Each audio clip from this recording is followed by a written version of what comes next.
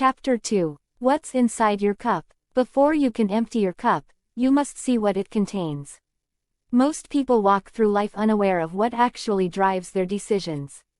They believe they are choosing freely, when in reality, they are reacting automatically, guided by invisible beliefs formed long before they were old enough to question them.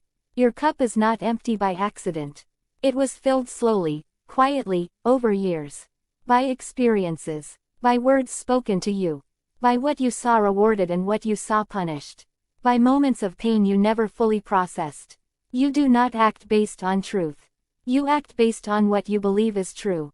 Beliefs are not facts, they are filters. A belief is not a reality.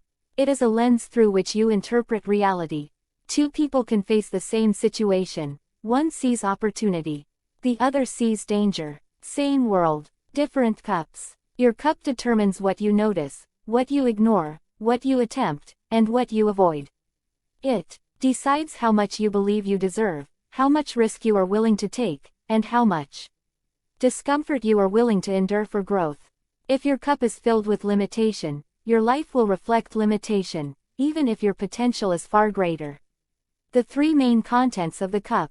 1. Internalized stories. These are the narratives you tell yourself about who you are. I am not a leader.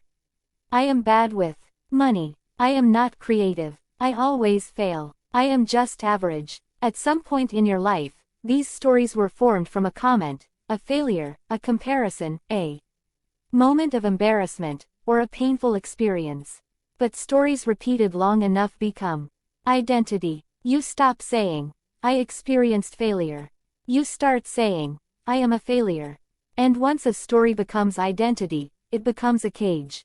2. Emotional residue. Every unresolved experience leaves a trace. Disappointment, rejection, shame, fear, anger.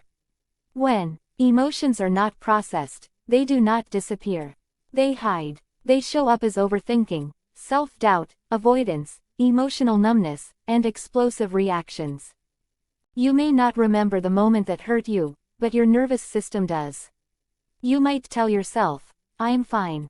But your cup remembers what your mind avoids. 3. Survival-based thinking. Many of your choices are not guided by purpose. They are guided by survival. You ask, what is safe?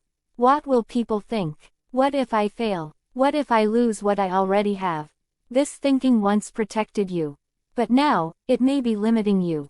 Survival keeps you alive, but it does not help you become why you feel conflicted inside. You want more from life. But something holds you back. That tension is not weakness. It is misalignment. One part of you is ready to grow. Another part is still holding on to an old version of safety. Your cup contains both the desire for expansion and the fear of change. At the same time, this internal conflict is exhausting. You are not lazy. You are divided. Your outer life reflects your inner container. Your results are not random. Your relationships reflect what you believe you deserve. Your career reflects what you believe is possible. Your habits reflect what you believe about change. You do not rise to your hopes. You fall to your beliefs.